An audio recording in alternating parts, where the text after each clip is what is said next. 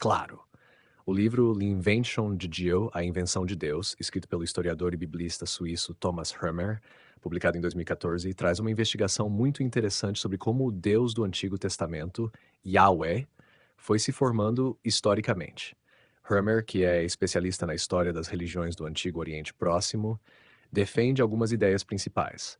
Ele mostra que a figura de Yahweh não surgiu de forma repentina, nem foi revelada, completa, mas sim que ela foi sendo construída historicamente ao longo de vários séculos. Yahweh teria inicialmente sido um deus tribal, adorado em regiões do sul de Canaã, próximas a Edom, Seir e Temã, áreas desérticas. Hermer argumenta que o monoteísmo israelita nasceu lentamente, a partir de uma situação inicialmente politeísta ou enoteísta, isto é, onde Yahweh era o deus principal, mas sem negar a existência de outros deuses.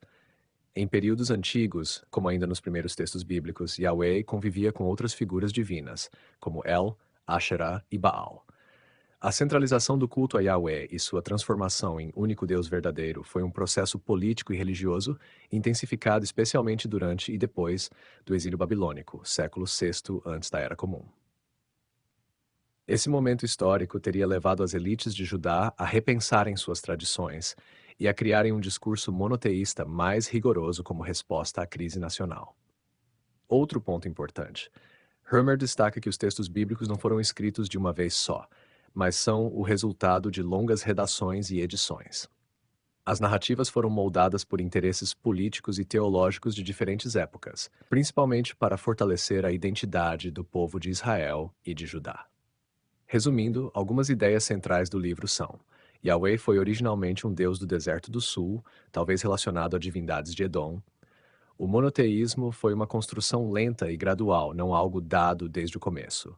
A Bíblia hebraica é um mosaico de tradições diferentes, compostas e recombinadas por diversos grupos em momentos históricos diferentes. O exílio babilônico foi um marco crucial na transformação da ideia de Deus. Religião e política caminharam juntas na formação da imagem única de Yahweh. Ótima pergunta. Essas ideias que Thomas Hermer apresenta em L'Invention de Dieu se encaixam em uma tendência bastante forte dos estudos modernos sobre as origens do monoteísmo e da religião israelita. Vou te explicar como. Primeiro, Hermer dialoga diretamente com pesquisas que começaram já no século XIX, com estudiosos como Julius Wellhausen, autor da famosa hipótese documentária, que defendia que o Pentateuco, os 5 primeiros livros da Bíblia, foi composto a partir de fontes diferentes, de épocas diferentes, com diferentes visões sobre Deus. Hermer atualiza e aprofunda essa linha, com acesso a achados arqueológicos mais recentes. Ele também está em sintonia com estudiosos como Mark S. Smith, The Early History of God, The Early History, que mostrou que Yahweh provavelmente se desenvolveu dentro de um panteão cananeu, onde El e Baal eram deuses maiores. Smith defende que Yahweh, El e outros deuses foram gradualmente fundidos na tradição israelita. Além disso, pesquisadores como Israel Finkelstein e Neil Asher Silberman, no livro The Bible Unearthed 2001, usam a arqueologia para argumentar que os relatos bíblicos sobre Moisés, o êxodo e a conquista de Canaã são, em grande parte, construções tardias, criadas para unificar a identidade de Israel e Judá em tempos de crise, especialmente no reinado do rei Josias, século VII antes da Era Comum. Hermer se apoia nessa visão ao falar da centralização do culto a Yahweh. Outro ponto é que Hermer incorpora a ideia muito discutida por estudiosos como Jan Assmann, The Price of Monotheism, de que o monoteísmo representou não apenas uma mudança religiosa, mas uma profunda mudança cultural. Ele criou uma divisão forte entre verdadeiro e falso monoteísmo e idolatria, algo que não existia no politeísmo tradicional. Em resumo, Hermer está numa linha de pensamento que vê a formação do monoteísmo israelita como um processo histórico lento, cheio de tensões internas, fortemente influenciado por eventos políticos como o exílio babilônio e a reforma de Josias, algo que emerge de originalmente politeísta e enoteísta, refletido em textos bíblicos compostos e recompostos ao longo dos séculos. Com prazer. Esse é um dos pontos mais interessantes do trabalho de Thomas Hermer em L'Invention de Dieu. Hermer propõe que Yahweh não nasceu inicialmente como um deus cananeu típico, ligado às cidades e às práticas agrícolas da região de Canaã. Em vez disso, ele teria sido um deus do deserto, especificamente das regiões ao sul de Canaã, Edom, Seir, Temã e Parã. Essas áreas são associadas a povos nômades ou seminômades e historicamente vistas como territórios marginais em relação às grandes cidades-estados do Levante. Vários textos bíblicos antigos sugerem essa origem meridional de Yahweh. Hermer cita, por exemplo, passagens como Deuteronômio 33, 2, e a Yahweh veio do Sinai, brilhou para eles de Seir, resplandeceu do monte Parã. Juízes 5, 4, sim, Débora. E onde saíste de Seir, quando marchaste desde os campos de Edom. Abacuque 3. Deus veio de Temã, o santo do monte Parã. Essas referências apontam para uma tradição muito antiga, em que Yahweh era um deus associado a regiões áridas, montanhosas e desérticas. E não apenas isso, ele era um deus guerreiro, ligado a tempestades e manifestações poderosas da natureza, características típicas de divindades do deserto. Segundo Hermer, a origem de Yahweh pode estar conectada a tribos nômades ou seminômades que viviam nessas áreas do sul. O culto a esse deus teria sido incorporado por grupos que depois formariam o núcleo das populações israelitas.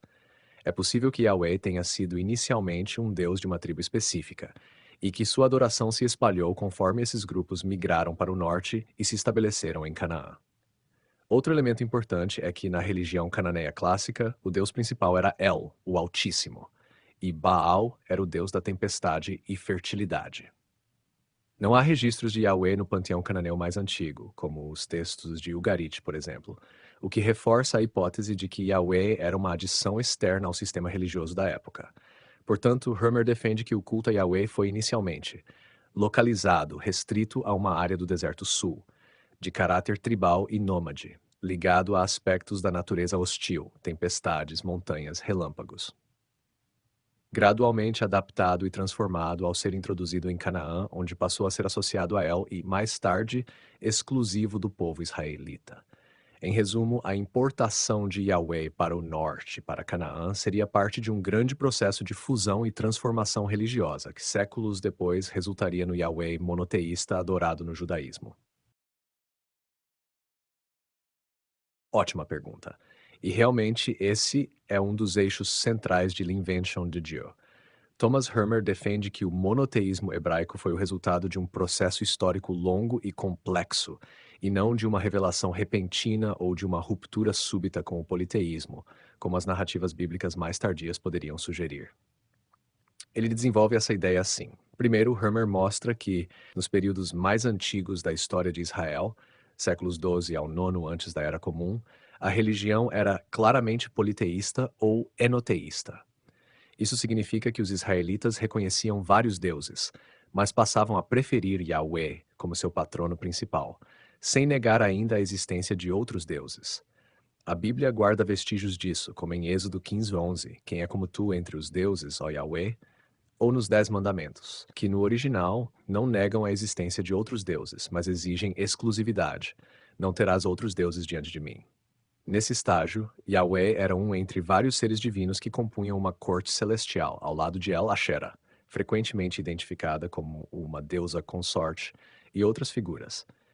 Inscrições arqueológicas, como as de Kuntilet Ajud, século VIII antes da Era Comum, mostram referências a Yahweh e sua Asherah, sugerindo que muitos israelitas comuns viam Yahvé associado a uma deusa.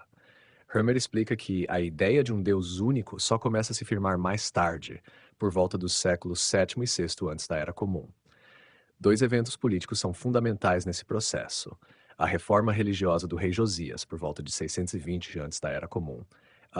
Josias, rei de Judá, promoveu uma centralização do culto em Jerusalém, proibindo os santuários locais e eliminando o culto a outros deuses. Hermer argumenta que essa reforma tinha motivações políticas. A unificação religiosa era uma estratégia para fortalecer o reino de Judá contra as ameaças externas, especialmente a Assíria e depois a Babilônia. Durante essa reforma, a ideia de que só Yahweh deve ser adorado ganha força. O exílio babilônico, começado em 586 antes da Era Comum, com a destruição de Jerusalém e do Templo, muitos judeus foram deportados para a Babilônia. Nesse trauma coletivo, a elite sacerdotal e literária começou a reinterpretar a identidade de Israel. Yahweh não era apenas o Deus de Judá, mas o único Deus de todo o cosmos. Durante o exílio e no período pós-exílico, o monoteísmo foi sendo radicalizado. Agora não apenas se deveria adorar somente Yahweh, mas se afirmava que nenhum outro Deus existia. Textos como segundo Isaías, Isaías 40:55, expressam essa nova teologia. Eu sou Yahweh e não há outro. Assim, para Hammer, o monoteísmo não é o ponto de partida, mas o ponto de chegada de um longo processo que inclui um politeísmo inicial, Yahweh entre muitos deuses, um enoteísmo, Yahweh como Deus exclusivo de Israel, um monoteísmo pleno, Yahweh como o único Deus que existe. E tudo isso acontecendo em camadas, com textos bíblicos antigos preservando ainda memórias dos estágios anteriores, mesmo que mais tarde tenham sido corrigidos ou reinterpretados. Hammer também insiste que, mesmo depois da formulação teológica do monoteísmo, as práticas populares continuaram por muito tempo a ser sincréticas, ou seja, o povo continuava venerando outros deuses e práticas mágicas, o que os profetas condenavam repetidamente. Excelente pergunta, porque a maneira como Thomas Hammer interpreta a confecção da Bíblia hebraica é fundamental para toda a sua análise em L'Invention de Dio. Segundo Hammer, a Bíblia hebraica, ou Tanakh, não foi escrita de uma vez, nem por um único autor ou em uma única época.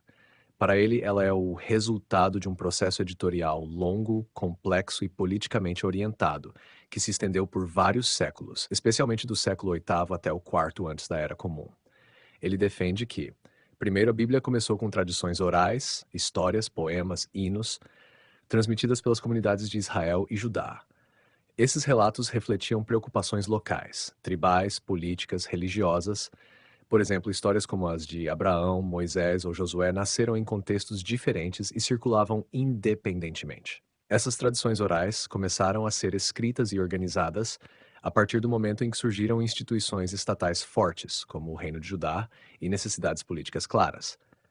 Textos foram compostos para unificar identidades tribais diversas, justificar reivindicações territoriais, promover uma visão teológica que favorecesse Jerusalém e seu templo. Hammer considera que um momento-chave foi a chamada Reforma de Josias, no século VII antes da Era Comum, quando provavelmente se produziu um dos primeiros grandes textos escritos, o que hoje chamamos de Livro do Deuteronômio. Esse texto prega a centralização do culto em Jerusalém e apresenta uma teologia que associa fidelidade a Yahweh com prosperidade política. Depois, o exílio babilônico, século VI antes da Era Comum, trouxe uma nova onda de redação e interpretação. A experiência do exílio exigiu recontar a história do povo de Israel para explicar a catástrofe como resultado da infidelidade a Yahweh. É nesse contexto que textos como os grandes ciclos narrativos, Gênesis, Êxodo, Números, começam a ganhar uma forma mais unificada. Além disso, Hammer adota uma versão crítica da hipótese documentária, que propõe que o Pentateuco foi composto a partir de diferentes fontes, chamadas J, E P, à vista, um relato mais antigo, humanizado, em que Deus é mais próximo das pessoas. E, Eloísta, outra tradição do norte de Israel, em que Deus é chamado Elohim antes da revelação do nome Yahweh. D, ligada à corte de Josias e centrada no livro do Deuteronômio. P, sacerdotal, um redator preocupado com leis, rituais e genealogias, provavelmente pós-exílico. Hammer insiste que esses materiais foram costurados e editados por mãos posteriores, muitas vezes combinando versões contraditórias, em vez de apagar os vestígios de tensões e divergências teológicas. Por isso, na Bíblia encontramos histórias por exemplo, duas narrativas da criação em Gênesis 1 e 2 e diferentes imagens de Deus, mais próximo ou mais transcendente.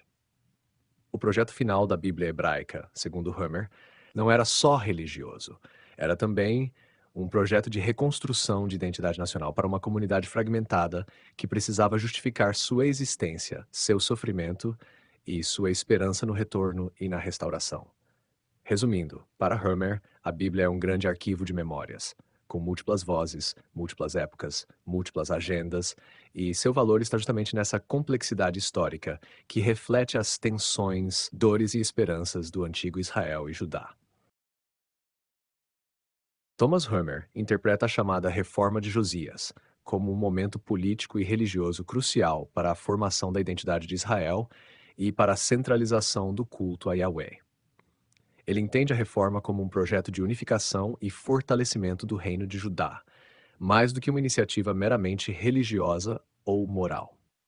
Segundo Homer, Josias, rei de Judá no século VII antes da Era Comum, por volta de 640 a 609 etc., promoveu uma ampla reforma após a descoberta de um livro da lei no Templo de Jerusalém, que muitos estudiosos, incluindo Homer, identificam como uma forma inicial do livro do Deuteronômio.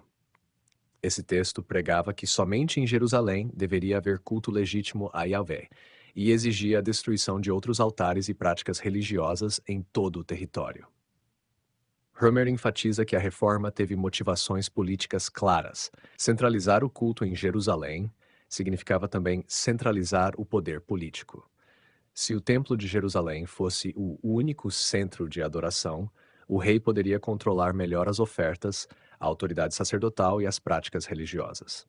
Num contexto em que o Império Assírio estava em declínio e Judá tentava expandir sua influência sobre territórios que antes pertenciam ao Reino do Norte, Israel, a reforma servia para consolidar a unidade nacional e reescrever a identidade histórica de Israel como algo liderado por Judá.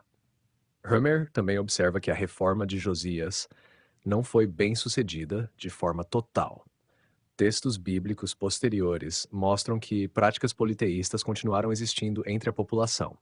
O próprio fato de o Deuteronômio insistir tanto na exclusividade de Yahweh indica que havia forte resistência. Outro ponto fundamental para Homer é que a teologia do Deuteronômio, a ideia de que a fidelidade exclusiva a Yahweh levaria à prosperidade e a infidelidade traria o desastre, moldou profundamente toda a narrativa bíblica posterior. Essa visão explicaria a queda de Jerusalém em 586 a.C. como uma consequência da infidelidade religiosa, fortalecendo, depois do exílio, a ideia de um Yahweh único e exclusivo.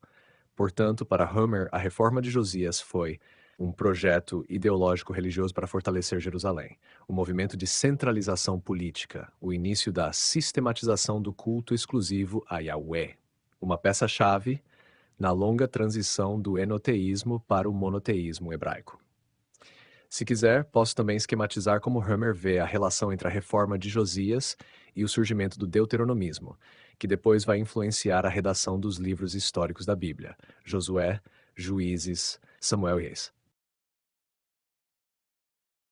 Thomas Homer interpreta o exílio babilônico, iniciado em 586 antes da Era Comum, como um dos eventos mais decisivos para a formação da identidade teológica, histórica e literária de Israel, talvez até mais importante do que o êxodo no Egito, que a tradição bíblica costuma enfatizar.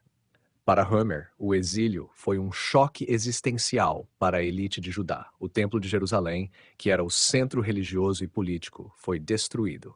A monarquia acabou. Muitos líderes e famílias importantes foram deportados para a Babilônia. Esse colapso forçou uma reinterpretação radical da relação entre Yahvé e seu povo. Ele entende o exílio como um momento de reflexão e reinterpretação da história. Até então, muitos israelitas acreditavam que Yahvé protegeria Jerusalém incondicionalmente. Quando a cidade caiu, os teólogos exilados tiveram que explicar como isso foi possível. A resposta encontrada foi a seguinte: a queda foi castigo pelos pecados de Israel, especialmente a infidelidade a Yahvé, adorar outros deuses, desrespeitar a aliança. Essa interpretação aparece claramente nos livros de Jeremias, Ezequiel e no Deuteronomista. Avanço decisivo para o monoteísmo. Durante o exílio, segundo Homer, ocorre um amadurecimento da ideia de que Yahvé não era apenas o Deus de Israel, mas o único Deus de todo o universo. Textos como segundo Isaías, Isaías 40:55, proclamam abertamente que não existem outros deuses. Essa nova teologia monoteísta foi uma resposta à necessidade de manter a fé em Yahweh, mesmo longe da terra prometida e sem o templo. Intensificação da literatura e da redação bíblica. O exílio gerou uma produção e edição intensa de textos. Foi durante esse período que tradições antigas foram reunidas, reescritas e organizadas. Segundo Homer, muitos trechos do Pentateuco e da história deuteronomista Josué Reis ganharam sua forma final nesse contexto. A Bíblia hebraica se tornou, em parte, um livro de sobrevivência para um povo sem território e sem rei. Transformação da identidade israelita. Antes do exílio, ser israelita estava profundamente ligado ao espaço físico, terra, templo, cidade. Depois do exílio, começa a se consolidar uma identidade baseada na aliança com Yahvé e na observância da Torá, independentemente da posse territorial. Esse modelo vai se tornar fundamental para o judaísmo posterior. Em resumo, para Hammer, o exílio foi um trauma coletivo que obrigou uma reinterpretação teológica profunda. Foi o catalisador para o monoteísmo pleno. Motivou a organização e redação sistemática de grande parte da Bíblia hebraica. Redefiniu o que significava ser o povo de Deus, menos dependente de território e mais ligado à fé e à prática religiosa. Na visão de Thomas Hammer, tanto a monarquia quanto o profetismo foram atores fundamentais, mas de formas diferentes e atensionadas na formação do monoteísmo e da tradição javista, centrada no culto exclusivo a Yahvé. Vamos ver como ele entende cada um. O papel da monarquia. A monarquia, sobretudo em Judá e antes também em Israel, teve um papel institucionalizador do culto a Yahvé. Reis como Davi e Salomão, pelo menos na tradição construída depois, foram apresentados como fundadores de uma adoração centralizada em torno de Yahvé, associado ao Templo de Jerusalém. Hermer destaca que a monarquia promoveu a ideia de Yahvé como Deus nacional, o protetor do rei e da dinastia. O templo em Jerusalém, construído sob Salomão, foi crucial para consolidar o culto javista, mas não eliminou o politeísmo imediatamente. Outros deuses ainda eram cultuados nos lugares altos e em templos locais. A legitimação política vinha da associação entre Yahvé e a casa de Davi. A dinastia real era vista como escolhida e sustentada por Yahvé. Em alguns momentos, como na reforma de Josias, a monarquia foi decisiva para tentar purificar e centralizar o culto, suprimindo outros deuses e práticas. Contudo, para Hammer, o javismo monárquico era ainda enoteísta. Yahvé era o deus principal de Israel, mas não necessariamente o único existente. O papel do profetismo. O profetismo, em especial os grandes profetas literários como Isaías, Jeremias, Amós e Oséias, teve um papel mais crítico e revolucionário. Hermer explica que muitos profetas denunciaram o sincretismo religioso, a mistura do culto a Yahvé com práticas dedicadas a Baal, Azerá e outros deuses. Eles radicalizaram a exclusividade de Yahvé. Não bastava adorar Yahvé entre outros deuses. Era necessário adorar somente Yahvé e reconhecer sua supremacia absoluta. Os profetas também criticaram a confiança na monarquia e no templo como garantias automáticas de proteção divina. Eles insistiam que Yahvé exigia justiça, fidelidade e arrependimento, não apenas rituais ou alianças políticas. Durante o exílio, profetas como o segundo Isaías formularam explicitamente a ideia monoteísta: eu sou Yahvé, não há outro. Assim, enquanto a monarquia institucionalizou o javismo como religião oficial, mas ainda de maneira parcial, e o profetismo pressurizou essa religião para que ela se tornasse teológica e moralmente exclusiva, pavimentando o caminho para o monoteísmo pleno. Resumo do que Hammer propõe: monarquia consolidou o culto a Yahvé como culto nacional, usou a religião para fins políticos, promoveu reformas religiosas parciais.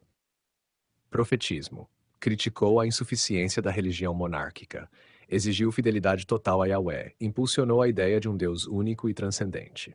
Esses dois movimentos, embora por vezes em tensão, se encontraram no trauma do exílio e no esforço posterior de reconstruir a identidade israelita. Aí o monoteísmo se tornou, enfim, dominante.